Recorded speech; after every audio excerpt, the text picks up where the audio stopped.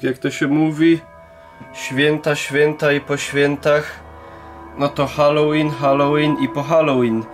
I moja dynia, względnie Bania, już tutaj zaczęła przejawiać małe takie jakby symptomy rozkładu.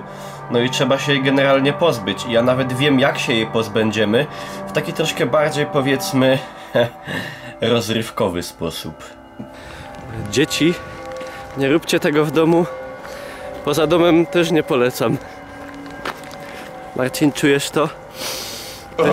Wiesz, co tak daje? Plastik. Zwycięstwo.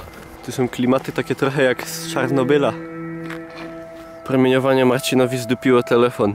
Jakby tu odpalić licznik Geigera, to wiecie, ile by wyszło? 0. To są niesamowite przykłady popromiennej fauny i flory. Niesamowicie rzadka gąbka bytomska. Strasznie jadowita. Pały jadą. Oj, oj. Tu jest miejsce kaźni.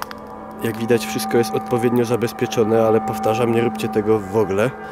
Marcin dokona unpakowania ładunku. Nie po oczach, kurwa! No i tak... Fuj, ej, to ona tak wali? O Jezus!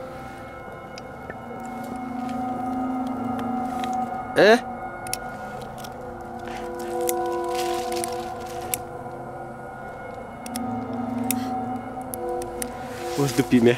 Dynia jest... niepalna! Tak, ale wątpię. Czekaj, jeszcze nie odpalaj.